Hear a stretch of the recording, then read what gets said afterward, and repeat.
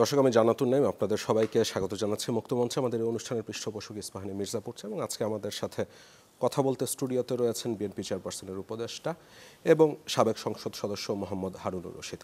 জনাব মোহাম্মদ হারুনুর রশিদ, আপনাকে স্বাগত এবং অসংখ্য ধন্যবাদ যে আজকে আমাদের আমন্ত্রণে সাড়া দিয়ে স্টুডিওতে আসলেন। কেমন আছেন? ধন্যবাদ, আপনাকেও ধন্যবাদ, আপনার চ্যানেল 24কেও ধন্যবাদ আমাকে মুক্তমঞ্চে আমন্ত্রণ জানানোর জন্য, এবং চ্যানেল 24-এর দেশ বিদেশের সকল দর্শকদেরকে জানাচ্ছি আন্তরিক শুভেচ্ছা। জনাব হারুন, আজকে আমরা যখন এই অনুষ্ঠানটা রেকর্ড করছি তখন শুক্রবার, দর্শকদের সুবিধার্থে জানিয়ে রাখলাম আমাদের অন এয়ার হবে শনিবারে, মানে আগামীকাল।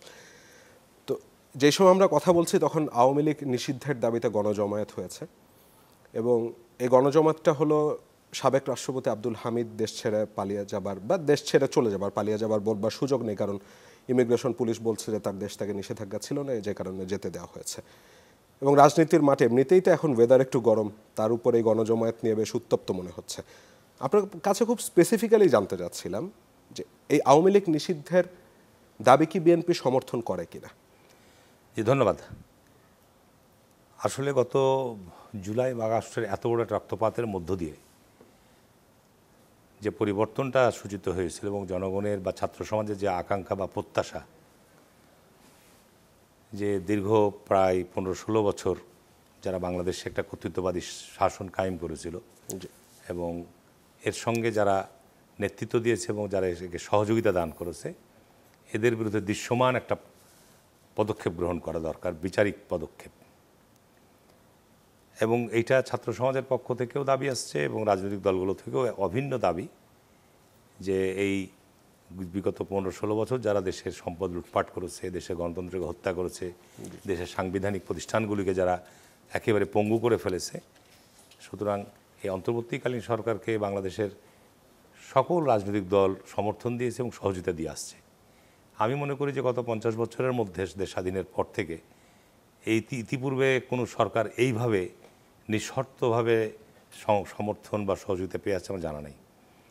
তো এই সময় যেটা সবচেয়ে আমি বিশেষ করে আমি উদ্বিগ্ন বা আমি হতাশও বলবো এই কারণেই, যে আজকে 9-10 মাস চলে যাচ্ছে সরকারের বয়স, কিন্তু দৃশ্যমান এই আওয়ামী লীগ নিষিদ্ধের ব্যাপারে বা আওয়ামী লীগের এই সমস্ত অপরাধীদের ব্যাপারে সরকারের জায়গা থেকে যে দৃঢ় পদক্ষেপ গ্রহণ করা দরকার, সেরকম সত্যিকার অর্থেই আমার কাছে দৃশ্যমান নয়। এটা নিয়ে রাজনীতি করারও কোনো প্রয়োজন নাই। আওয়ামী লীগের যে সমস্ত অপরাধ, আওয়ামী লীগ যে সমস্ত অপকর্ম করেছে, সেই ক্ষেত্রে এটাকে নিষিদ্ধ করার ক্ষেত্রে সরকার এবং নির্বাচন কমিশনই যথেষ্ট।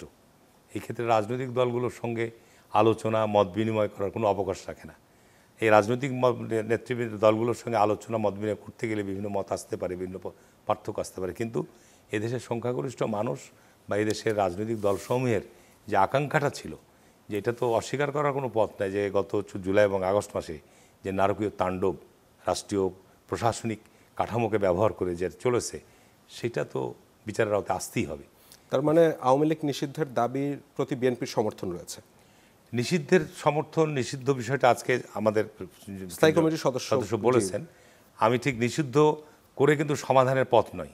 আপনি জানেন যে 71 সালে বাংলাদেশের সূচনা লগ্নে সৃষ্টিতেই যে রাজনৈতিক দল বা যে শক্তিগুলো মুক্তিযুদ্ধের বিরোধী শক্তি হিসাবে বা মুক্তিযুদ্ধের সময় যারা বিতর্কিত ভূমিকা রেখেছে, আপনি কি জামাত ইসলামের কথা বলছেন? জামাত ইসলাম সহ আরও যে সমস্ত রাজনৈতিক দল সমূহ যারা 71-এর মুক্তিযুদ্ধের সময় যারা অত্যন্ত বিতর্কিত ভূমিকা এখনও ছেড়ে বিতর্ক রয়েছে এবং সেটা নিয়ে রাজনীতিতে এখনও অমীমাংসিত রয়ে গেছে, কিন্তু সত্যিকার যেহেতু ক্ষমা চায়নি বা তাদের এই কর্মকাণ্ডের ব্যাপারে তাদের ভুল স্বীকারও করেনি, তো সেই ক্ষেত্রে ধরেন যে নিষিদ্ধের দাবি এখনও বিদ্যমান রয়েছে এবং আদালত থেকেও নিষিদ্ধ করা হয়েছে, তাদের নিবন্ধন বন্ধ আছে।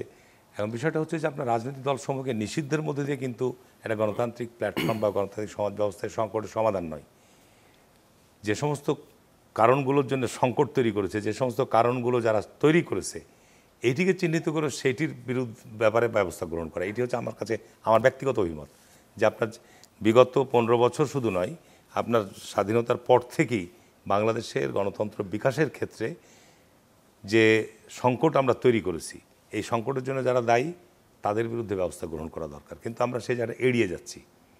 আওয়ামী লীগকে নিষিদ্ধ করার নাম আলোচনায় নিয়ে এসে আমার ব্যক্তিগত অভিমত যে আমরা প্রকৃত সংকটটাকে আড়াল করার জন্য এটাকে সামনে নিয়ে আসছি। মানে বিচার ব্যবস্থার কথা বলছেন? বিচার ব্যবস্থা আপনি যদি চিন্তা করেন যে গত 15-16 বছর বাংলাদেশে কর্তৃত্ববাদী সাহেব কায়েম করার জন্যে বা একদলীয় শাসন বা এই ধরনের শাসন ব্যবস্থা কায়েম করার জন্যে শুধু তো আওয়ামী লীগ একা দায়ী না, তার সাথে যারা সহযোগী ছিল তারা সমানভাবে দায়ী। তো তারা যেহেতু সমানভাবে দায়ী, তা আপনি এই 9 মাস থেকে এত বড় একটা ঘটনার পর তো আমাদের ওই সময় আমরা বহু হাজার হাজার লক্ষ লক্ষ মামলার শিকার হয়েছি। মামলা কারা করেছে? রাষ্ট্র করেছে, পুলিশ করেছে, পুলিশ বাদী হয়েছে, পুলিশ সাক্ষী হয়েছে।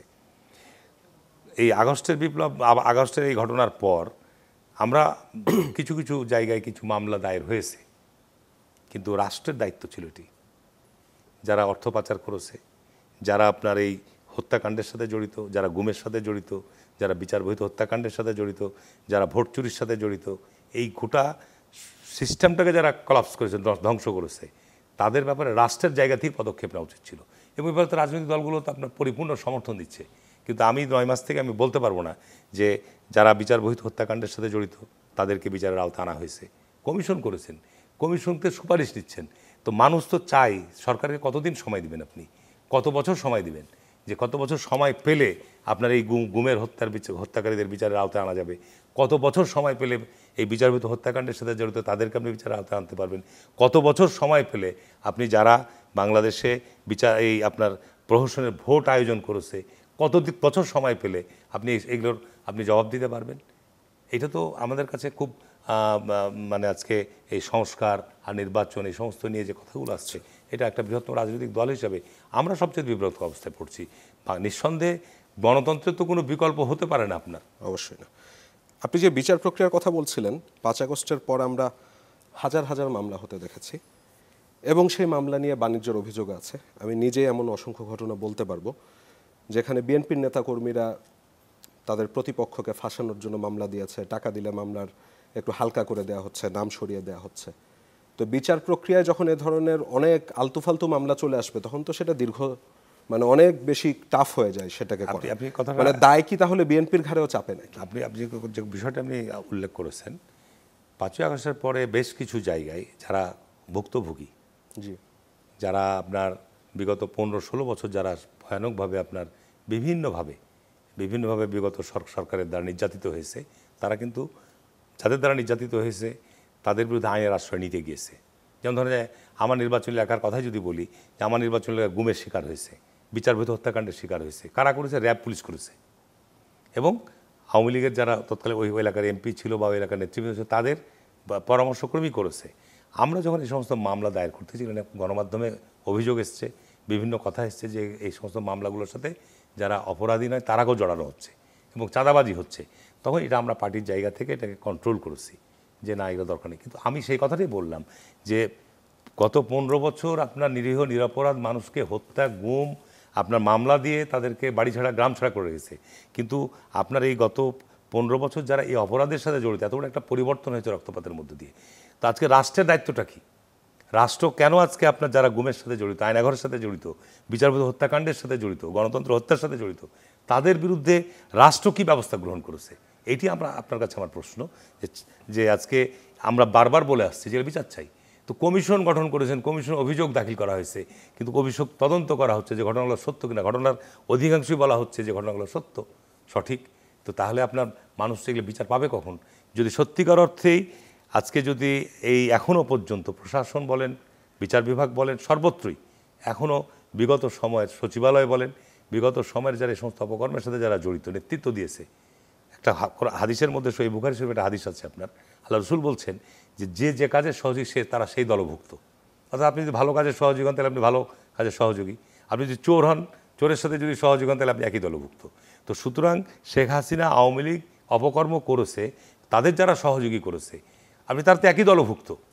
তাহলে তাদেরকে আপনি কীভাবে এখন আপনি মূল্যায়ন করবেন? তাদেরকে ক্ষমতায় রেখে আপনি বলবেন যে আমি সংস্কার করব, এটা হতে পারে না।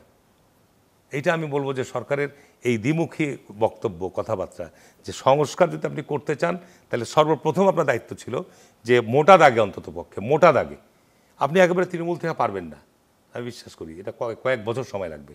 অন্তত পক্ষে মোটা দাগে যারা নেতৃত্ব, কিছু লোক পালিয়ে গেছে, কিন্তু যারা মোটা দাগে তাদেরকে তো আপনাকে এই 10 মাস সময় যথেষ্ট নয় কি? আপনি কিছু লোক বলছেন, বাট সিনিয়র তো বেশিরভাগই পালিয়ে গেছে। সরকারই পালাতে দিয়েছে নিশ্চয়ই, না হলে কিভাবে পালালো? অবশ্যই আপনার এখানে আমাদের বর্ডার ক্রস করা বা বিমান বন্দর ক্রস করাতে এখানে অবশ্যই সরকারের দৃষ্টিকে এড়িয়ে যাওয়ার তো কোনো সুযোগ নাই। তো এই সরকার গঠনে তো বিএনপির অবদান আছে। অবশ্যই, মানে সরকারে এখন যারা দায়িত্বশীল পোস্টে আছে সেখানে তো বিএনপিরও সুপারিশ আছে। না বিএনপি সুপারিশ আছে কিনা আমি বলতে পারবো না, তবে এই সরকারের সামগ্রিক কর্মকাণ্ডের ক্ষেত্রে আমরা চাই না যে সরকার ব্যর্থ হোক, আমরা চাই না যে সরকার আপনার বিফলে যাক। তার কারণ আমরা একটা এত বড় পরিবর্তনের মধ্যে দিয়ে একটা পরিবর্তন এসছে, আমরা চাই যে বাংলাদেশে একটা সুশাসন ফিরে আসুক, জবাবদিহিমূলক শাসন ব্যবস্থা ফিরে আসুক। আমি এখনও যদি আপনাকে বলি যে আমি যদি এগুলো এখন টকশোতে বললে হয়তো অনেকেই বিষয়গুলো ভিন্নভাবে নিতে পারে। আমি আজকেই মানব জমিনে যে পত্রিকায় নিউজটা পড়ে আসলাম, এটা এক লোমহর্ষক ঘটনা। কলাবাগানের মতো জায়গায় আপনার সেখানে যে ঘটনাটি গত 29 এপ্রিল ঘটেছে রাত্রেবেলা, আপনি পুলিশের কর্মকর্তারা আমাদের কি চরিত্রের কোনো নৈতিক চরিত্রের পরিবর্তন হয়েছে? আজকে পুলিশ বলেন, প্রশাসন বলেন, আজকে চাঁদাবাজি হলে বিএনপির নাম আসছে মিডিয়াতে, গণমাধ্যমে, কিন্তু আজকে এই যে এই সমস্ত জায়গায় বিভিন্ন জায়গায় আজকে কি আমরা করাপশনের জায়গা থেকে বেরিয়ে আসতে পেরেছি? আমার তো দুঃখ এখানেই যে এখন তো দেশে রাজনৈতিক দলের কোনো প্রভাব নাই।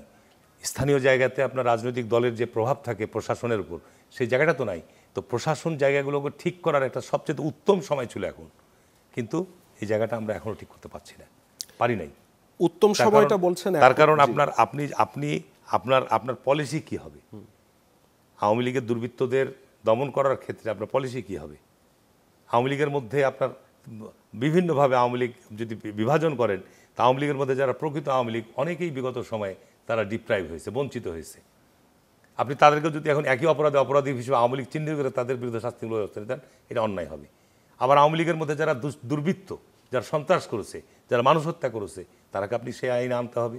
আওয়ামী লীগের মধ্যে যারা অর্থ পাচার করেছে, যারা বিগত সময় বিনা ভোটে এমপি হয়েছে, মেয়র হয়েছে, চেয়ারম্যান হয়েছে, তাদেরকে আপনি বিচার আওতায় নিয়ে আসেন, তাদেরকে নিয়ে আসেন।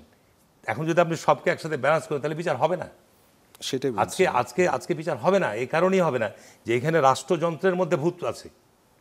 রাষ্ট্রযন্ত্রের মধ্যে যারা দায়ী দায়িত্ব, আমি তো মনে করি যে এই ঘটনার জন্য পুলিশের আইজিপি সরে যাওয়া দরকার। আজকে আপনার সাবেক রাষ্ট্রপতি চলে যাচ্ছে, আপনি কয়েকজন অফিসারকে আপনি সরিয়ে দিলেন, এটা তো যথেষ্ট নয়। এটার জন্য জনগণের কাছে দায়বদ্ধ আজকে উপদেষ্টা পরিষদের সদস্যরা এবং আজকে সরকারের যারা দায়িত্ব আছে গুরুত্বপূর্ণ পদে। রাষ্ট্রপতি মতো একজন গুরুত্বপূর্ণ ব্যক্তি আপনার বিমানবন্দর ক্রস করে যাচ্ছে।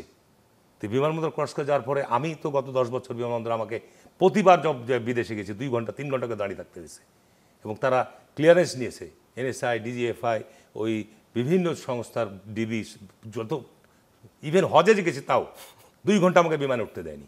তো সেইখানে রাষ্ট্রপতির মতো একজন গুরুত্বপূর্ণ ব্যক্তি, সাবেক রাষ্ট্রপতির মতো বিমানবন্দর ক্রস করে যাচ্ছে, সেইখানে আপনি বলছেন যে এখানে দায় রাষ্ট্রের নাই? এর জন্য যারা গুরুত্বপূর্ণ উপরে আছেন তারা কেন পদে থাকবে এখন? আমি তো মনে করি আইজিপি সরে যাওয়া উচিত। ইন্টেলিজেন্স এজেন্সিগুলির দায় নিশ্চয়ই অবশ্যই আছে, তাদেরকে জবাবদিহি করতে হবে কোন জায়গায় গাফলতি আছে। আপনি ওখানে যারা ইমিগ্রেশনের 2-4 জন পুলিশের কর্মকর্তাকে আপনি সরিয়ে দিবেন, তারপরে আপনি বলবেন যে আমরা তো ব্যবস্থা নিয়েছি, হতে পারে না। এটা বাংলাদেশের মানুষ এই সমস্ত চায় না।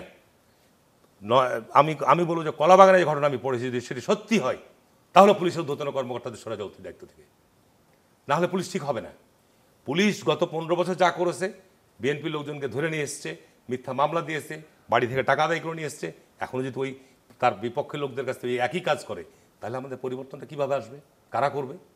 কে করবে? কেন বিএনপি তো বলছে বিএনপি করবে। বিএনপি কাদেরকে নিয়ে করবে?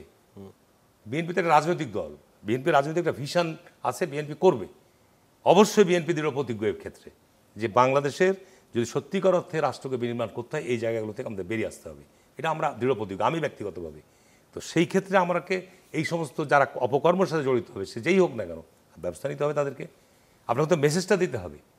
তা আপনি যদি এই সঠিক এই জায়গাগুলোর মধ্যে আপনার যদি মনিটরিং না থাকে যে আজকে প্রশাসনের কোথায় কি হচ্ছে, কেন আজকে আমরা রাজনৈতিক দল যদি আমাদের দলের নেতাকর্মীরা কেউ চাঁদাবাজি করে, তাদেরকে গ্রেপ্তার করতে কে নিষেধ করেছে? আমি যদি তাদের সহায়ক শক্তি হিসেবে আমার এলাকায় ধরেন যে আমার বিএনপি লোকরা কেউ চাঁদাবাজি করছে, আর আমি পুলিশকে বা আমি প্রশাসনকে প্রভাবিত করছি, আমি দায়িত্ব নিয়ে বলছি আপনাকে যে আমার এলাকার আমি জেলা প্রশাসক, পুলিশ সুপার, থানা কর্মকর্তা, ইউনো কর্মকর্তা বলেছি আপনাকে জাস্টিস দিতে হবে। আমি আপনাদেরকে কোনো ইন্টারফেয়ার করব না। এই এলাকায় মানুষ আপনাদের কাছ থেকে এখন ন্যায় বিচার চাই। বিগত 15 বছর ন্যায় বিচার পায়নি। এখানে কোনো টেন্ডারবাজি হবে না, এখানে কোনো ধরনের আপনার কোনো অনিয়ম হবে না, আপনারা কাজ করেন, জনগণ আপনাদের সাথে থাকবে। কিন্তু যখন এগুলো প্রশ্নবিদ্ধ হয়ে যাচ্ছে অনেক কাজ, মানুষ যখন ন্যায় বিচার পাচ্ছে না, তখন স্বাভাবিক কারণে আমরাকেও জড়িয়ে ফেলছে। তো যে কারণে আমি মনে করি যে আপনার আমাদের এই হতাশাটা, আমি হতাশ হতে চাই না, তবে আমি মনে করি যে সামগ্রিক যে সমস্ত গণমাধ্যমে যে সামান্য যে চিত্রগুলো আসছে, এটা আমাদের কাছে খুব উদ্বেগের। বিএনপির কি নির্বাচন নিয়ে খুব বেশি শঙ্কা হচ্ছে? আপনাদের দলের একেবারে সিনিয়র পর্যায়ের নেতাকর্মীরা প্রায় সেই শঙ্কার কথা বলছেন। গেল শনিবার আপনাদের স্থায়ী কমিটির একজন সদস্যকে আমি বলতে শুনলাম, 17 বছর সংগ্রাম করলাম একটা সুষ্ঠু নির্বাচনের জন্য, কিন্তু নির্বাচনের তো কোনো নাম নিশানা দেখতে পাচ্ছি না। এখন দেখেন, নির্বাচনের কথা বললেই একটা অংশ মনে হচ্ছে এটা একটা অপরাধ। আমরা নির্বাচনের কথা দাবি তুললেই যে আমরা নির্বাচনের রোডম্যাপ চাই, আমরা সুষ্ঠু, এটা তো আজকে নতুন কথা না, এটা আমরা 15 বছর থেকে বলে আসছি। যে আপনার সংখ্যাটা কেন হচ্ছে আপনার নির্বাচনের বিকল্প তো কোনো কথা নাই। আপনি গণতন্ত্রের বিকল্প তো কোনো আপনার সিলেক্টেড সরকার হতে পারে না, এবং পরীক্ষিত সারা পৃথিবীতে। আপনাকে গণতন্ত্র চর্চার মধ্যে যেতে হবে, গণতন্ত্রের মধ্যে ভুল ত্রুটি থাকবেই, কিন্তু গণতন্ত্র চর্চার মধ্যে আপনাকে থাকতে হবে। এটি তো আমরা 50 বছর করতে পারিনি, বারবার বিভিন্ন শক্তি দ্বারা আমরা এখানে আপনার হস্তক্ষেপের শিকার হয়েছি। যে কারণে এখানে হচ্ছে যে আমরা নির্বাচনের ব্যাপারে আমি শঙ্কা নয়, এখানে সরকারের কাছ থেকে আমরা বারবার দাবি করে আসছি যে প্রধান উপদেষ্টাকে ক্লিয়ার একেবারে রোডম্যাপ দিতে হবে। যে উনি জুনের মধ্যে বলছেন, জুনের মধ্যে কখন, কোন সময়? মার্চে করবেন, এপ্রিলে করবেন, মেতে করবেন, জুনে করবেন? উনি কি বাংলাদেশের আবহাওয়া সম্পর্কে জানেন না? উনি বাংলাদেশের আবহাওয়া সম্পর্কে জানে। মানুষ দীর্ঘ 15-16 বছর নির্বাচনে ভোটাররা ভোট দিতে পারেনি, প্রার্থীরা ভোট ঠিকমতো অংশগ্রহণ করতে পারেনি। একটা আনন্দমুখর পরিবেশে, উৎসবমুখর পরিবেশে, ভালো সুন্দর একটা পরিবেশে নির্বাচন, এরকম একটা আবহাওয়া অনুকূল পরিবেশ, বাংলাদেশ ষড়ঋতুর দেশ। চিন্তা করতে হবে আপনাকে যে দীর্ঘ প্রায় 2 যুগ পরে একটা সুন্দর ভোট এবং একটা গ্রহণযোগ্য ভোট হবে, এরকম মানুষজন সবাই অংশগ্রহণ করতে। 2 যুগ পরে কেন বলছেন? 8 নির্বাচন নিয়ে প্রশ্ন আছে। 8 নির্বাচনের প্রশ্ন তো অবশ্যই আছে। 8 নির্বাচন তো আপনার 111 যে সরকার, সেটা তো তত্ত্বাবধায়ক সরকারের, সেটা তত্ত্বাবধায়ক সরকার ছিল না, সেটা আর্মি ব্যাক একটা সরকার ছিল, এবং সেটা একটা বিশেষ এজেন্ডা নিয়ে তারা ক্ষমতা এসেছিল, এবং সেখানে এটা অবৈধ অসাংবিধানিক সরকার ছিল, এবং সেখানে সেই সরকারের আপনার বলবো যে শেখ হাসিনা বলেই ছিল তো যেমন আন্দোলনের ফসল, সুতরাং ওইটা কোনো সাংবিধানিক সরকার ছিল না। পরে এটা শেখ হাসিনাকে মেজরিটি দিয়ে তারা তাকে বৈধতা দান করেছে। আপনি বলছিলেন যে 2008-এর নির্বাচনটিও প্রশ্নবদ্ধ ছিল, তার মানে বাংলাদেশে তত্ত্বাবধায়ক সরকারও তো যে কোনো সময় অন্যদিকে আসলে টার্ন নিতে পারে আপনাদের কথা অনুযায়ী। তাহলে ভালো একটি নির্বাচন ব্যবস্থা কিভাবে নিশ্চিত করা যাবে, এবং সেই সংস্কারটি নিশ্চিত না করে নির্বাচনের দিকে যাওয়া কি বোকামি হবে কিনা? জি, 2008 সালের নির্বাচনে আমি প্রার্থী ছিলাম নিজেই। জি। এবং 2008 সালের যে 111-এর যে অন্তর্বর্তীকালীন সরকার ছিল, সেইটি কোনো সাংবিধানিক সরকার ছিল না, একটি অসাংবিধানিক সরকার ছিল, এবং তারা আমাদের যে তত্ত্বাবধায়ক সরকারের যে আপনার সাংবিধানিক যে ক্ষমতা, সেটি 3 মাসের মধ্যে নির্বাচন করতে হবে। এখনকার সরকার কি সাংবিধানিক নাকি অসাংবিধানিক? এখনকার সরকার তো একটা পরিবর্তিত পরিস্থিতিতে এসছে, যেহেতু যে সাংবিধানিকভাবে করার কোনো সুযোগ ছিল না, যেখানে যদিও সংবিধান অনুযায়ী ওথ নিয়ে এসছে, এবং এটা আমাদের সমস্ত রাজনৈতিক দল আমরা সমর্থন দিয়েছি। আচ্ছা, এটার প্রেক্ষাপটটা একটু ভিন্ন। ওকে। আর ওই তত্ত্বাবধায়ক সরকারের প্রেক্ষাপট একটু ভিন্ন ছিল, এবং সেইখানে আপনার বিরাজনীতিকরণের একটা প্রক্রিয়া চলেছিল, এবং পরবর্তীতে তারা বিরাজনীতিকরণ করতে গিয়ে ফেল করতে -2 কথাও এসেছিল, পরে -1 হয়েছে, -1কে আপনার ক্ষমতায় বসানো হয়েছে। এবং ওই নির্বাচনে যেহেতু আমি প্রার্থী ছিলাম নিজেই, এবং আমি যেহেতু জাতীয় সংসদের নির্বাচন 91 থেকে করে আসছি, এবং আমার নির্বাচনী এলাকায় 91 বলেন, 96 বলেন, 2001 বলেন, যে নির্বাচনগুলো হয়েছে, এগুলো অবাধ সুষ্ঠু নিরপেক্ষ, কোনো নির্বাচন নিয়ে কোনো পক্ষেরই প্রার্থীদের কোনো অভিযোগ নাই। কিন্তু 2008 সালের নির্বাচনে সেখানে আওয়ামী লীগ হয় ওখানে 3 নম্বর দল। 91, 96, 2001 সবসময় আওয়ামী লীগের সাথে বিএনপির পার্থক্য থাকে মিনিমাম 50 থেকে 60 হাজার ভোটের। সেকেন্ড হয় এখানে জামাত। তো সেখানে আমি নির্বাচন করে আসছি, আমি 96-এ এমপি ছিলাম, এবং আওয়ামী লীগের সাথে আমার পার্থক্য প্রায় 50,000-এর অধিক ছিল। তো সেইখানে নির্বাচনের দিন যে ঘটনা আমি দেখেছি নিজে, আমি যখন নির্বাচন কিন্তু কোনো শান্তিপূর্ণ হয়েছে, কোনো গোলমাল হয়নি, কোনো কিছু হয়নি, নির্বাচনে ভোটাররা ভোট দিতে গিয়েছে। কিন্তু আমি যখন আমার নির্বাচন এলাকায়, আমার নিজস্ব গ্রামের এলাকায় 8-10টা কেন্দ্রে আমি গেলাম, তখন বাজে বিকেল 3টা। তখন তো ভোট, ধরেন যে বিকেল 3টা একটা ট্র্যাডিশন, গ্রামের মেয়েরা ওই সময় বেশি যায়। তো ভোট কেন্দ্রে গিয়ে দেখি যে ব্যালট শেষ, কিন্তু লাইনে 200-300 মেয়ে দাঁড়িয়ে আছে, ভোটার দাঁড়িয়ে আছে। প্রিজাইডিং অফিসার রুমে আমি ঢুকলাম, যে কী ব্যাপার, আপনার ভোট বন্ধ করে দিয়েছেন কেন? 3টা বাজে, ভোট তো বন্ধ হবে, আপনার এটা ভোট নেওয়ার পর। স্যার ব্যালট শেষ। আমি বলেন কি? বলছে স্যার আমাদেরকে 80% ব্যালট দেয়। 80% ব্যালট দেওয়া হয়েছে, তখন সাধারণত আপনার ওই বিগত অতীতের নির্বাচনগুলোতে 70 to 80% মধ্যেই ভোট কাস্টিং রেট। তো বলছে স্যার আমাদের ভোট এখানে 80%। তো বলছে ভোটার প্যারট নিয়ে আসেন, ভোটাররা তো ভোট দিবে। তো তারা ভোট দিতে পারেনি, এবং পরবর্তীতে ভোট যখন কাউন্ট হলো তখন দেখা গেলো 90%+ আপনার ভোট কাস্টিং। তো এই যে আপনার অন্তর্বর্তীকালীন সরকারের সেনাবাহিনী ব্যাক নির্বাচন, ওই নির্বাচন তো অ্যাকচুয়ালি আপনার কী প্রেক্ষাপট হয়েছে এটা গণমাধ্যমে তখন এসছে, সবাই জানে।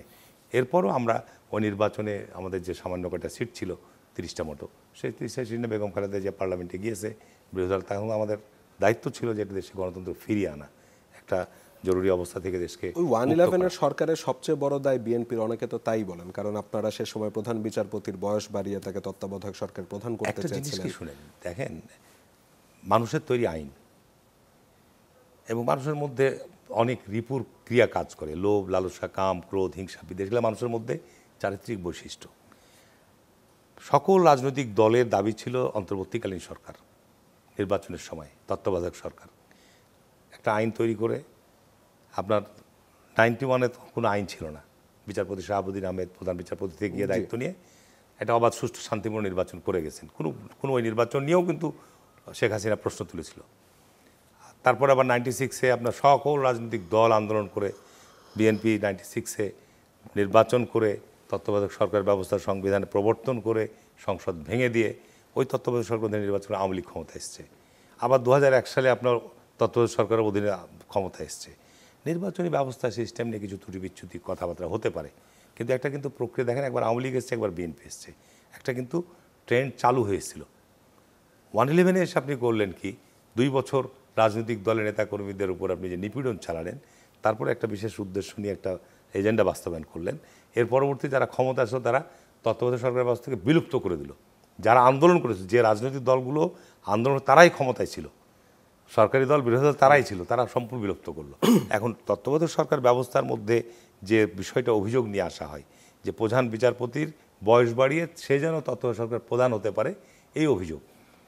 এরপরে তো আপনার রাষ্ট্রপতিও ক্ষমতা এসেছিল, সেরকম মানবো না। অর্থাৎ আপনি যদি এখন তালগাছ মানি, বিচার মানবো না আমার না হলে, এরকম মনোভাব যদি থাকে, বিএনপি শুরু করলে আওয়ামী লীগ শেষ করবে, তাহলে এখানে হচ্ছে কি যে আপনি একটা সমাধানে আসতে হবে। আমাদের 50 বছর হচ্ছে কি আমাদের রাজনৈতিক দল বিএনপি আওয়ামী লীগ বলেন যে আমরা আমাদের জাতীয় ইস্যু নিয়ে বা আমাদের রাজনৈতিক গণতান্ত্রিক চর্চা নিয়ে আমরা সত্যিকার অর্থে একটা জায়গাতে বসতে পারিনি।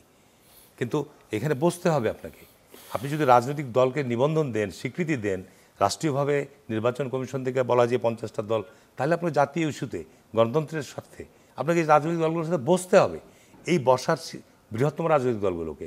কিন্তু এখানে আপনার আমাদের গত 50 বছর রাজনৈতিক দলগুলোর মধ্যে যে বিভাজন তৈরি হয়েছে, আজকে এই অন্তর্বর্তীকালীন সরকারি স্বল্প সময়ে আপনার এই বিভাজনকে দূর করতে পারবে?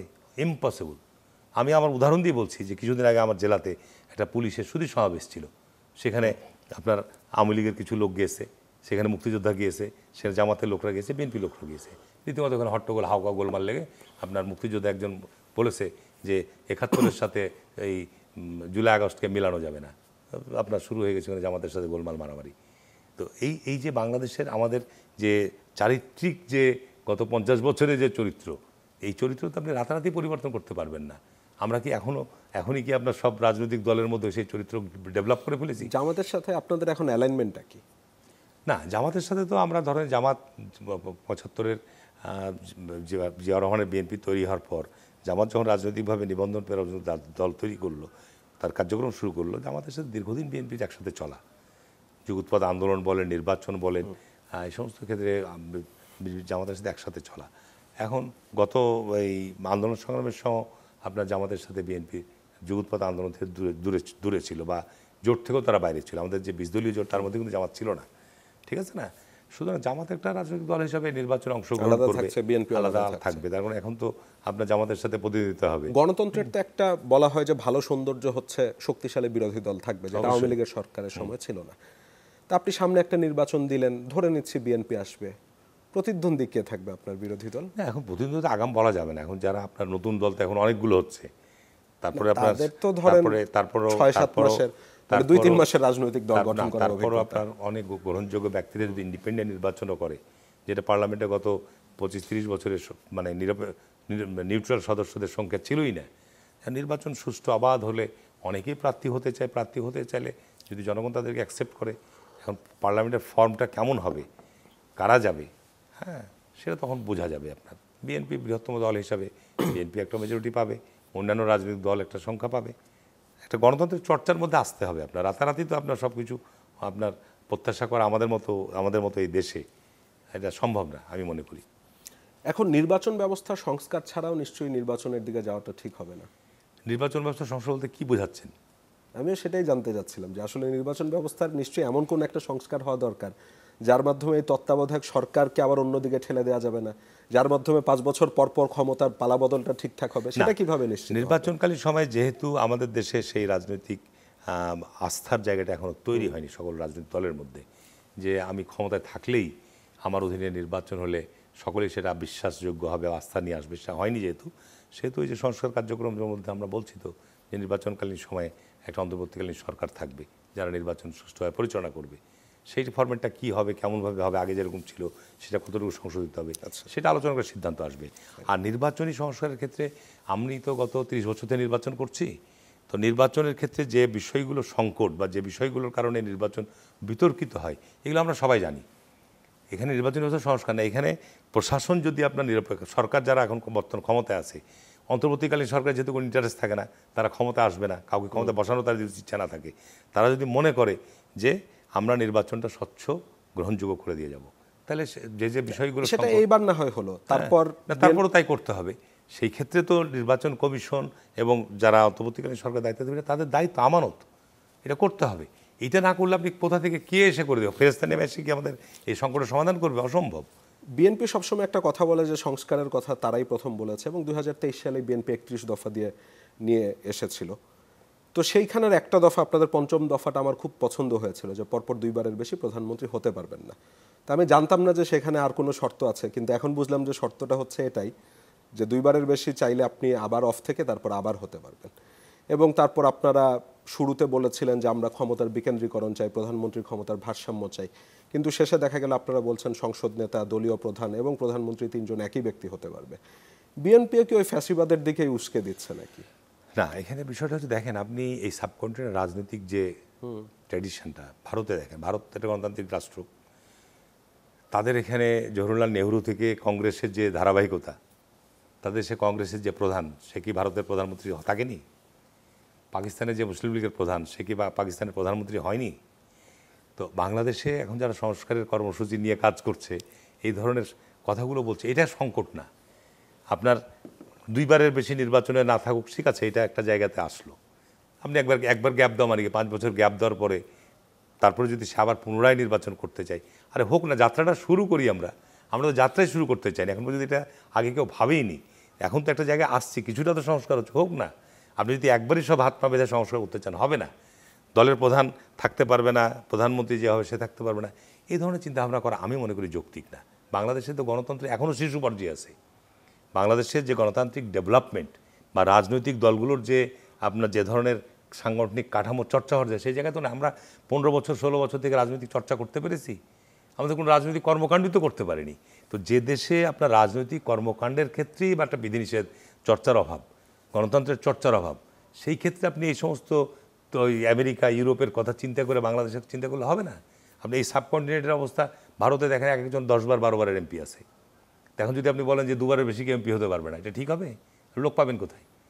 এমপিরা একটা চেয়ারম্যান, অনেক জায়গায় দেখবেন চেয়ারম্যান দিয়ে আপনার ছেলের চেয়ারম্যান হচ্ছে, মেয়র ছেলে চেয়ারম্যান হচ্ছে। কারণ কি, আমাদের এই সাবকন্টিনেন্টে যারা জনগণের সেবায় নিজেদেরকে আত্মনিয়োগ করে, তারা জনগণের কাছে এমনভাবে গ্রহণযোগ্যতা পায় যে তারা বংশানুক্রমে তাদের সেইভাবে তাদের চিন্তাভাবনা করে। সুতরাং এটা আমি কোনো দোষের মনে করব না। তবে মোটামুটিভাবে যে সমস্ত জায়গাগুলোর ক্ষেত্রে আলোচনা হচ্ছে, যতটুকু আলোচনা সেটা নিয়ে আমাদের এগিয়ে যাওয়া উচিত বলে আমি মনে করি। বিএনপির 31 দফা করা হয়েছিল 2023 সালে, এরপর 5 আগস্টের একটা বিশাল ঘটনা ঘটে গেল এবং ছাত্র জনতার আকাঙ্ক্ষা একদম আকাশ ছুঁল। আপনার কাছে কি মনে হয় যে ওই 31 দফা ছাত্র জনতার এই যে আকাঙ্ক্ষা তার সাথে অ্যালাইন রয়েছে, বা এখন বিএনপির 31 দফায় সংশোধন আনা উচিত? আমি তো সংস্কারের বিষয়টা মনে করি এটা চলমান একটা প্রক্রিয়া। জি, আপনি এখানে পৃথিবী পরিবর্তনশীল, মানুষ, আল্লাহ পাক কোরআনে বলছে মানুষ অতি দ্রুততা প্রিয়। আজকে মানুষ আপনার এর আগে মানুষ হেঁটে চলতো, রিক্সায় সাইকেলে চলতো, রিক্সায় চলতো, এখন সেখানে মানুষ এখন চাঁদে যাচ্ছে, আপনার স্যাটেলাইট নিয়ে গ্রহে গ্রহে ঘুরছে এখন। তো সুতরাং এখানে মানুষ পরিবর্তনশীল, সংস্কারও পরিবর্তনশীল, এবং বিএনপির জন্মই হচ্ছে পরিবর্তনের মধ্য দিয়ে। শেখ মুজিব দেশে একদলীয় শাসন কায়েম করেছিল, গণমাধ্যমের স্বাধীনতা কেড়ে নিয়েছিল, বিচার বিভাগের স্বাধীনতা কেড়ে নিয়েছিল, সেই জায়গার পরিবর্তন নিয়েছিল জিয়াউর রহমান। এবং বিএনপির জন্মই হচ্ছে বহুদলীয় মতকে আপনার অ্যাকোমোডেট করা, বহুদলীয় গণতান্ত্রিক ব্যবস্থাকে আপনার এগিয়ে নিয়ে যাওয়া। তো বিএনপি তো বরাবরই যতদিন ক্ষমতায় থেকেছে সর্বক্ষেত্রে নারীর ক্ষমতায়ন বলেন, শিক্ষাক্ষেত্রে সংস্কার বলেন, আপনার ট্যাক্সের ক্ষেত্রে এনবিআরের যে আমাদের ট্যাক্স আদায়ের যে ভ্যাট প্রথার প্রবর্তন বলেন, আমাদের রাজস্ব আহরণের ক্ষেত্রে বলেন, এগুলো সব বিএনপিরই অবদান। তো বিএনপি চিন্তা করে রাষ্ট্রকে নিয়ে, বিএনপি গণতন্ত্রকে নিয়ে চিন্তা করে। সুতরাং আমাদের যে চিন্তাভাবনা, আমরা একটা আধুনিক একটা উন্নত রাষ্ট্র গড়ার জন্যে এইটা সংস্কার প্রক্রিয়া আমাদের মাথার মধ্যে আছে। আমাদের তারেক রহমান আমাদের অ্যাক্টিং চেয়ারম্যানের মধ্যে আছে, বেগম খালেদার মধ্যে ছিল। উনি ভিশন 2030 উনি উপস্থাপন করে গেছেন। ওনার সময় সংস্কার তখন সংস্কার নিয়ে কেউ কথাই বলেনি, আমরা যখন এই কথাগুলো বলেছি। তো আজকে সংস্কার কথা আসছে, আমরা যাত্রা শুরু করতে চাই। এখন এইটাকে কেন্দ্র করে আপনার তো এই সংস্কার আগে, বিচার আগে, না হলে নির্বাচন হবে না, তো দেশে 12টা বেজে যাবে, আপনার মানুষ তো ধৈর্য ধরবে না এতদিন। কিন্তু 91তেও কিন্তু বিএনপির কাছে অনেক সংস্কার প্রস্তাব ছিল যেগুলো বিএনপি বাস্তবায়ন করেনি। আপনার 91-এর সময় একটা পরিবর্তন এসেছিল, তার মধ্য দিয়ে একটা দেশে আপনার বিশেষ করে সাংবিধানিক কাঠামোতে পরিবর্তন এসেছিল, রাষ্ট্রপতি শাসিত জায়গা থেকে আপনার সংসদীয় পদ্ধতি ফিরে এসেছিল। হ্যাঁ, তো সুতরাং আমাদের মতো দেশে আমাদের যদি গণতান্ত্রিক রাষ্ট্র নির্মাণের ক্ষেত্রে রাজনৈতিক দলগুলোর সঙ্গে আলাপ আলোচনা অব্যাহত থাকে, তাহলে অনেক কিছুই আমাদের আপনি সামনের দিনে দেখতে পাবেন সংস্কার পরিবর্তন। আমাদের সংকটটা হচ্ছে যে আমরা রাজনৈতিক দলসমূহ আমরা আমাদের মধ্যে যে মত বিনিময়, আলোচনা, এই জায়গাটা আমাদের মধ্যে খুবই সীমিত। আপনি বলছেন যে সামনের দিনে দেখা যাবে, আমরাও সেই প্রত্যাশা রাখি।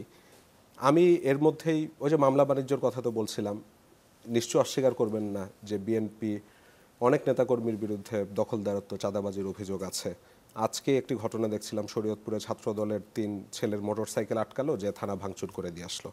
আরেকটি ঘটনা পাচ্ছিলাম কয়েকদিন আগে, বলছে যে কলিজা টিনি ছাড়ি ফেলবো, একেবারে টানি ছিঁড়ে ফেলবো, এই ধরনের কথা বলছে। এবং তিনি হচ্ছেন বিএনপির আহ্বায়ক আনিসুর রহমান, রাজারহাট উপজেলার। তো সামনের দিনে বিএনপি ক্ষমতায় আসলে পরিবর্তন আনবে, যেটা বিএনপি বলছে যে আমরাই এসে সংস্কার করব, নির্বাচনটা দেন। মানুষ কিভাবে ভরসা করবে আপনাদের উপরে? না, এখন ধরেন, এখন একটা রাষ্ট্র কাঠামোর মধ্যে কিন্তু এখন যে শৃঙ্খলার অভাব, জি, প্রশাসন বলেন, আইন প্রক্রিয়া সংস্থা বলেন, অন্যান্য অঙ্গগুলো বলেন, যেভাবে অ্যাক্ট করা দরকার, কাজ করা দরকার, তারা কিন্তু সেভাবে কাজ করতে পারছে না। তার কারণ একটা প্রশাসনের জায়গায় আপনি ছাত্রদের প্রতিনিধি যাচ্ছে, সমন্বয়করা যাচ্ছে, আপনার বৈষম্য বিরোধী ছাত্ররা যাচ্ছে, বিএনপি যাচ্ছে, জামাত ইসলাম যাচ্ছে। এতে প্রশাসনের পক্ষে কিন্তু সঠিক পথে এগিয়ে যাওয়া ক্ষেত্রে খুব কঠিন হচ্ছে অনেক জায়গায়। এবং সেখানে যখন ব্যতিক্রম ঘটছে, যার যেখানে যেরকম ক্ষমতা আছে সেখানে সে ব্যত্যয় ঘটাচ্ছে। এবং যেটা গণমাধ্যমে সামান্য কিছু অংশ চিত্র আসছে, সামান্য কিছু চিত্র আসছে। কিন্তু যখন আপনার একটা রাজনৈতিক সরকার, জবাবদিহিমূলক সরকার যদি থাকে, তখন কিন্তু স্বাভাবিক কারণেই প্রশাসনের এই জায়গাগুলো তাদেরকে নিয়ন্ত্রণ করা, এবং তাদেরও তখন একটা ভিশন থাকবে, সরকারের ভিশনের সাথে তাদেরও সেই ভিশনকে একসাথে কাজ করতে হবে। এখন কিন্তু তারাও একটা মানে অসংলগ্ন অবস্থার মধ্যে আছে। এই কারণে আমি মনে করি যে এই যে একটা পরিবর্তনের মধ্য দিয়ে যেটা এসছে, এখন তো দেশে আপনার কোনো শৃঙ্খলা বা আমি বলবো যে সেভাবে নাই, যে যার মতো খুশি। যেটা আমি আমার নির্বাচনী এলাকার কথা যদি বলি, যে আমি হয়তো আমার জায়গাটা একরকম হচ্ছে, কিন্তু সারা বাংলাদেশে এরকম ঘটনা নাই। আপনি সারা বাংলাদেশে খোঁজ নিয়ে দেখেন, খালি বিএনপির নাম কেন করছেন? আপনি যার যেখানে অবস্থা আছে, আপনি বিভিন্ন জায়গার খোঁজ নিয়ে দেখেন, সঠিকভাবে নাম বলবো না এখানে, যে বিভিন্ন যে বালু মহল দখল, পাথর মহল দখল, আপনার সিলেটের দিকে খোঁজ নিয়ে দেখেন, চাঁপাইনবাবগঞ্জে বিভিন্ন জায়গায় দেখেন, বিভিন্ন জায়গায় যারা যার মতো খুশি, মানে ক্ষমতার পট পরিবর্তন হওয়ার পর মনে হচ্ছে ওরা এখন না, এখন আমরা সব এগুলো আমরা এই করবো, এরকম একটা আবহাওয়া বিদ্যমান আছে। সুতরাং এখানে বিএনপি তো এখন নিয়ন্ত্রণ করার যে জায়গাটা, আপনি একটা নির্বাচন এলাকা থেকে 10 জন পদপ্রার্থী, কিন্তু যখন আপনি বিএনপি সঠিকভাবে একজন নির্বাচনে প্রতিনিধিত্ব করবে, তখন তার কিন্তু রেসপন্সিবিলিটি চলে আসবে, আমাকে এখন সব কিছু ঠিক করতে হবে। এখন বিএনপির মধ্যে এই সমস্ত বিষয়গুলো নিয়ে সংকট আছে। এনসিপির সাথে আপনাদের সম্পর্ক কেমন এখন? না, এনসিপি তো নতুন মনে হচ্ছে আপনারা খুব বিরক্ত দলটিকে নিয়ে। না, এনসিপি তো আপনার ধরেন যে নতুন রাজনৈতিক দল, এখনো নিবন্ধন পায়নি, এবং মানুষের কাছে যে প্রত্যাশা, আমি ব্যক্তিগতভাবে, এটা আমার ব্যক্তিগত, আমি দলীয় কোনো বিষয় না, ছাত্রদের যে জায়গাটা উচিত ছিল, আমি ব্যক্তিগতভাবে যেটা মনে করি, আমরা 90-এর ছাত্র আন্দোলন করেছি এবং আমরা তখন ক্ষমতা শেয়ার চাইনি, ক্ষমতা শেয়ারে যাইনি, বিএনপি ক্ষমতা এসছে, তখন কিন্তু আমরা ছাত্রনেতা হিসেবে আমাদের একটা আলাদা ভ্যালু ছিল, আমাদের একটা মর্যাদা ছিল। আমরা সরকারের কাছে, আমরা প্রশাসনের কাছে আমাদের কোনো ন্যায্য দাবি নিয়ে গেলে সেটা কিন্তু আপনার গুরুত্ব পেয়েছে। আমি যেটা মনে করি যে আপনার এই জুলাই আগস্টে যতগুলো ছাত্র প্রাণ দিয়েছে এবং সর্বদলীয়ভাবেই ধরেন যে এইটা পরিবর্তনটা এসছে, সেই ক্ষেত্রে ছাত্রদের, বাংলাদেশের হিস্ট্রিতে ছাত্ররা এদেশের সমস্ত পরিবর্তনের সাথে সবচাইতে তাদের ত্যাগ অবদান সবচেয়ে বেশি। 71-ই বলেন, 75-ই বলেন, আর আপনার 90-ই বলেন, 2024-ই বলেন, ছাত্রদের ত্যাগ এবং ছাত্রদের অবদান সবচেয়ে বেশি। এবং ছাত্ররাই যুগে যুগে এই বাংলাদেশের সমস্ত কিছু পরিবর্তনের মূল শক্তি আমি মনে করি। তো সেই ক্ষেত্রে ছাত্ররা আপনার সরকারের অংশ না হয়ে বরং ভবিষ্যতে যেই সরকারি ক্ষমতায় আসুক, একটা প্রেশার গ্রুপ হিসাবে, যে বাংলাদেশের দুর্নীতি, বাংলাদেশের স্বজনপ্রীতি, বাংলাদেশের গণতন্ত্রের জন্য যেসব সংকট, এগুলোর জন্য একটা প্রেশার হিসাবে ছাত্ররা ভূমিকা থাকতে পারতো, সেটা বেশি দেশের জন্য ভালো হতো বলে মনে করি আমি। তার মানে তাদের সরকারে যাওয়াটা ভুল সিদ্ধান্ত, সরকারে যাওয়া ভুল সিদ্ধান্ত, এবং এই আপনার নতুন দল গঠন করতে গিয়ে আপনার এই সমস্ত জায়গাতে না গিয়ে বরং আমাদের দেশের সংকটটা কী, আমাদের দেশের করা কী প্রয়োজন, তারা তো নতুন প্রজন্ম, তারা ভবিষ্যতে রাজনীতিতে আসবেই, তারাই ভবিষ্যৎ নেতৃত্ব দিবে, স্বাভাবিক। গত 15 বছর ছাত্র জায়গা থেকে নেতৃত্ব তৈরি হয়নি। ছাত্র রাজনীতি না থাকার ফলে বাংলাদেশের শিক্ষাঙ্গনগুলো থেকে যে লিডারশিপ তৈরি হতো, সেই লিডারশিপটা তৈরি হয়নি। সুতরাং আমাদের প্রত্যাশা যে এই আন্দোলনের মধ্যে যে ফেজগুলো তৈরি হয়েছিল, এরা ভবিষ্যতে জাতীয় নেতৃত্বে আসুক, তারা এই জাতীয় সংকটগুলো নিয়ে তারা ফেস করুক, কথা বলুক, এটা আমি ব্যক্তিগতভাবে মনে করি। আপনি যখন সংসদ থেকে পদত্যাগ করলেন 2022 সালের 22 ডিসেম্বর, প্রথমে তো অন্যান্যরা করলেন, আপনি দেশের বাইরে ছিলেন, পরে এসে করলেন। তা আমি আপনার ওই সময়ের বক্তব্য শুনছিলাম, আপনি বলছিলেন যে তারেক রহমানকে দেশে ফিরে আসার সুযোগ দেওয়া হোক। তা এখন তো তার কোনো বাধা নেই, তিনি ফিরছেন না কেন? না, আপনি নিশ্চয়ই লক্ষ্য করেছেন যে আমাদের নেত্রী বেগম খালেদা জিয়া, উনি কি নিপীড়নে, নির্যাতনের শিকার হয়েছেন, এবং গোটা জিয়া পরিবার, শুধু আপনার জিয়া রহমানের পরিবারই নয়, তার অন্যান্য নিকট আত্মীয়রাও ভয়ানক নির্যাতনের শিকার হয়েছে, ভয়ানক। এবং 15 বছর তারা দেশও আসতে পারেনি। তো সেখানে বেগম খালেদা জিয়া চিকিৎসার সুযোগ থেকে বঞ্চিত হয়েছেন। সেখানে উনি এই পরিবর্তনের পর উনি চিকিৎসা দেখবেন যে তার বয়স 80 বছর, কিন্তু শারীরিকভাবে যখন গিয়েছে, ফিরে আসার পর দেখবেন তার থেকে তো সুস্থ। অর্থাৎ যদি উনি হেঁটেই প্রবেশ করলেন ফিরোজ, যদি 10 বছর আগে এই চিকিৎসার সুযোগটা পেত, সায়াতমুদের মালিক আল্লাহ পাক, সুস্থতার মালিক আল্লাহ পাক, তারপর মানুষের কাছে পারসেপশন কি যে আজকে 10 বছর আগে চিকিৎসা শুরু করে আরও বেশি সুস্থ থাকতে পারত। এখন তারেক রহমানের প্রশ্ন দেখেন, তারেক রহমানের জুবাইদা রহমান, আপনার কোকোর ওয়াইফ, তারা বাংলাদেশে দীর্ঘদিন অনুপস্থিত, আসতে পারেনি, কি নিপীড়ন, তার নাতি নাতিরাও আসতে পারেনি। তো এখন তো অন্তত পক্ষে তারা এসছে, অপেক্ষা করেন, তারেক রহমানও অবশ্যই আসবে। মানে কোনো ধারণা আছে নাকি ওনার কি কোনো প্রাণ ভয় আছে নাকি অন্য কোনো প্রাণ ব্যাপার ভয় না, আছে? প্রাণ ভয়ের বিষয় না, ব্যাপার হচ্ছে যে বাংলাদেশের রাজনীতি সম্পর্কে আপনিও জানেন, আমিও জানি। তো সুতরাং একটা ক্রাইসিস মোমেন্ট বাংলাদেশ এখন পার হচ্ছে। বাংলাদেশের এখনও অনেক কিছু বিষয় সেটেল হয়নি, এখনও অনেকগুলো বিষয় পদ্মার অন্তরালে, এখন আমি মনে করি যে অনেক কিছু বিষয় আপনার আনসেটেল অবস্থায় আছে।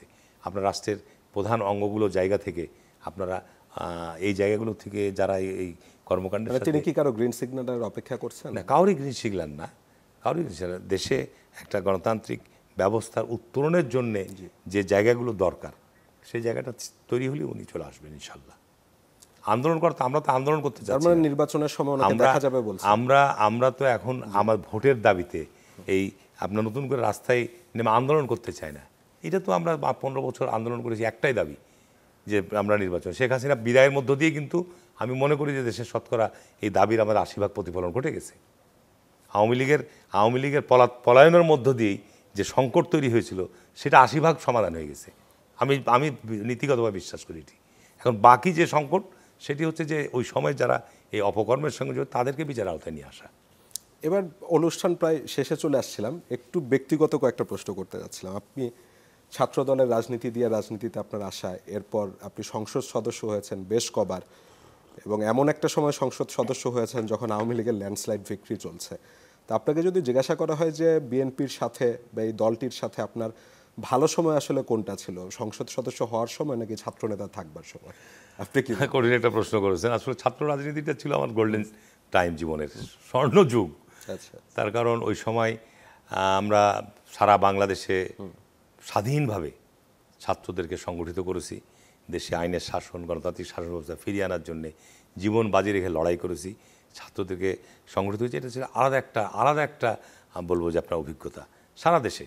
এবং তখন আমরা সংগঠন তৈরি করেছি এবং আমরা সফল হয়েছি আন্দোলনের মধ্য দিয়ে 80-র দশকে, এবং আমরা সফল হয়েছি ছাত্র আন্দোলনের মধ্য দিয়ে এরশাদকে বিদায় করেছি।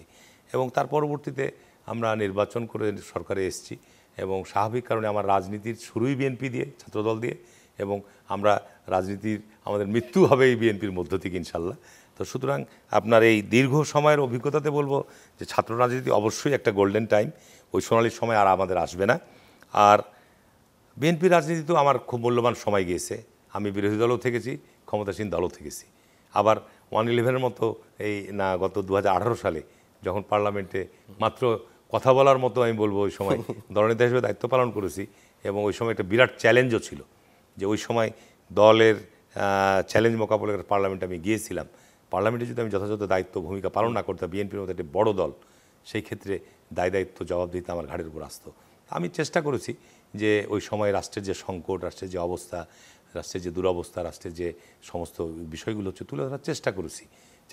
অনেক বাধা পেয়েছি, অনেক পরেও আমি মনে করি যে ওই সময়ে এই ভূমিকা সারা দেশে মানুষকে নিঃসন্দেহে আমি বিভিন্ন জায়গায় ঘুরি তো দেখি যে মানুষ আমাকে যে সম্মান বা মানুষ আমাকে যে অন্য চোখে দেখে, ওই সময়ের আমার ভূমিকাটা এটা উল্লেখযোগ্য আমার রাজনৈতিক জীবনের।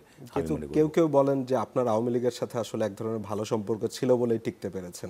বিএনপি আর আওয়ামী লীগের সাথে সম্পর্ক ভালো, এই কথাটা বিশ্বাস করার মতো নয়। তার কারণ এখানে বিএনপির মধ্যে বহু মতপথের লোক থাকে, আমরা ছাত্রদল থেকে তৈরি হয়েছি। তো সুতরাং এখানে আমি গণতান্ত্রিক চর্চায় বিশ্বাস করি, আমি আওয়ামী লীগের সাথে নির্বাচন করি, ওখানে বিজয়ী হই। সুতরাং ওখানে আমার নির্বাচনী এলাকায় শুধু নয়, আমরা ছাত্র রাজনীতিও আওয়ামী লীগের সঙ্গে, ছাত্রলীগের সাথে আমাদের চলাফেরা ছিল, ওঠা বসা ছিল, নির্বাচন করেছি একসাথে ছাত্র সংসদের, কলেজে, বিশ্ববিদ্যালয়ে। তো সুতরাং নির্বাচনী এলাকাতেও আওয়ামী লীগের যারা মানুষ, তারা আমি এমপি হওয়ার পর আমার কাছে যদি কোনো তদবির বা সুপারিশ নিয়ে আসে ন্যায়সঙ্গত, সেটা আমাকে করতে হবে।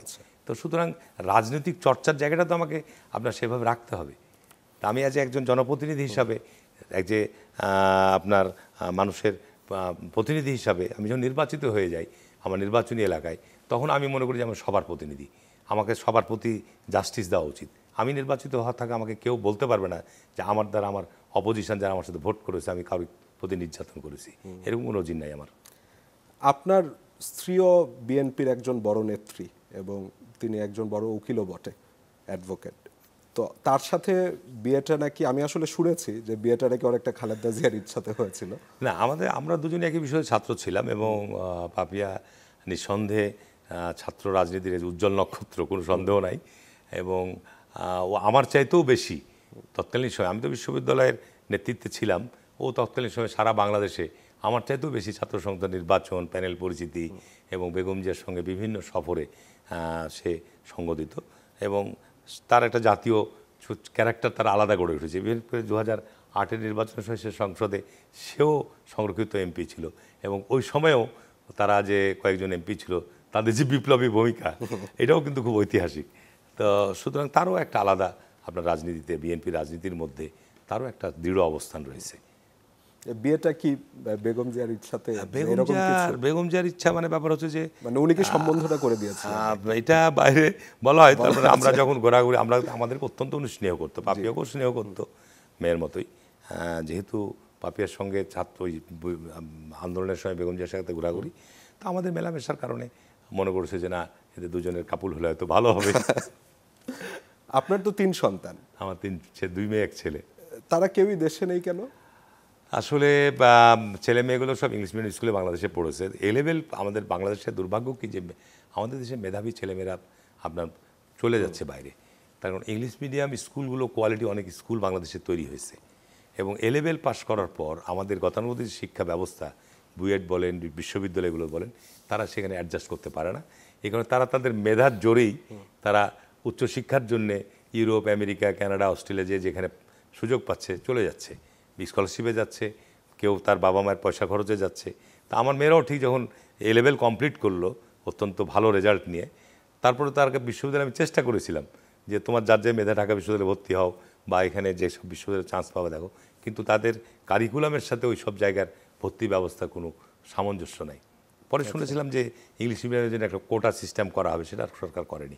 যার কারণে আপনি লক্ষ্য করবেন যে আজকে বাংলাদেশে যে সমস্ত ইংলিশ মিডিয়াম স্কুলগুলো অধিকাংশ ছেলেমেয়েরাই বাইরে চলে যাচ্ছে। কিছু কিছু বেসরকারি বিশ্ববিদ্যালয় তৈরি হয়েছে, north south university, BRAC university, কয়েকটা ইউনিভার্সিটি প্রাইভেট সেক্টরে একটু ভালো করছে, সেখানে কিছু ছেলেমেয়েরা এখানে এখন পড়ালেখা করছে। সুতরাং আমার ছেলেমেয়েরা বাইরে চলে গেছে, এটা উচ্চশিক্ষার জন্য পাঠাতে হয়েছে। আর তাছাড়া দেশের যে আমি পাপিয়া দুজন এমপি থাকার পরও আমরা এখানকার এনভায়রনমেন্টের সাথে আমরা অ্যাডজাস্ট করতে কত সময় যে নিপীড়ন নির্যাতনের শিকার হয়েছে। ছেলেমেয়েরা বলে, বাবা তোমরা এমপি, তোমার এলাকার থানার ওসি তোমাকে বাড়ি থেকে ধরে নিয়ে যায়, তুমি অপরাধ করনি, তোমার নামে মিথ্যা মামলা দেয়, মাকে একজন অ্যাডভোকেট মানুষ তাকে তোমার জেলখানায় নিয়ে যায় তোমরা সৎ জীবনযাপন করার পরেও। তো এই দেশে থাকার দরকার কি? তুমি দেশ থেকে চলে যাও, তোমরা দেশ নিয়ে ভাবার দরকার নাই। এখন ছেলেমেয়েরা বড় হচ্ছে, ছেলেমেয়েরা যখন দেখছে এই পরিস্থিতি দেশের, সুতরাং এই দেশকে ভালো করতে গেলে আপনার দেশে সুশাসন আনতে হবে। এই দেশের যদি ভালো সন্তানদেরকে রাখতে চান, ভালো গড়তে চান, তাহলে অবশ্যই দেশে আইনের শাসন এস্টাবলিশ করতে হবে। নাহলে আমার সন্তানদের মতো শুধু না, আরও আমার মতো অনেকেরই সন্তানরা দেশের এই পরিস্থিতি যদি অব্যাহত থাকে, আইনের শাসন যদি না থাকে, দেশে মানুষ যদি ন্যায় বিচার না পায়, তাহলে দেশে কিন্তু ভালো মানুষরা থাকবে না। সামনের নির্বাচন নিশ্চয়ই কন্টেস্ট করছেন, কবে নাগাদ হতে পারে বলে মনে হচ্ছে আপনার ব্যক্তিগত ধারণা? নির্বাচন আপনার আশা করছি তো ডিসেম্বরের মধ্যে নির্বাচন হওয়ার কথা, না হলে জানুয়ারি ফেব্রুয়ারিতে নির্বাচন হবে। আগামী বছর তত্ত্বাবধায়ক সরকারের বক্তব্য অনুযায়ী জানুয়ারি ফেব্রুয়ারি মার্চের মধ্যে নির্বাচন হতে হবে। তো নির্বাচন হলে তো আমরা তো নির্বাচন করারই মানুষ, নির্বাচনে যদি আমরা সবসময় প্রস্তুত থাকি, দল নমিনেশন দিলে অবশ্যই নির্বাচন করব। জনাব মোহাম্মদ হারুনুর রশিদ, আপনাকে অসংখ্য ধন্যবাদ আমাদের কাছে এতক্ষণ সময় দিলেন। অনুষ্ঠানটা আজকে এখানে শেষ করতে যাব। আপনাকেও ধন্যবাদ আমাকে আমন্ত্রণ জানানোর জন্য, এবং চ্যানেল 24কেও আন্তরিক ধন্যবাদ, এবং তার দর্শক শ্রোতাদেরকেও ধন্যবাদ। দর্শক, এরই সাথে শেষ করছে আজকের মুক্তমঞ্চ অনুষ্ঠানটি। যারা এতক্ষণ আমাদের সাথে ছিলেন তাদের সবাইকে অসংখ্য ধন্যবাদ। শুভরাত্রি।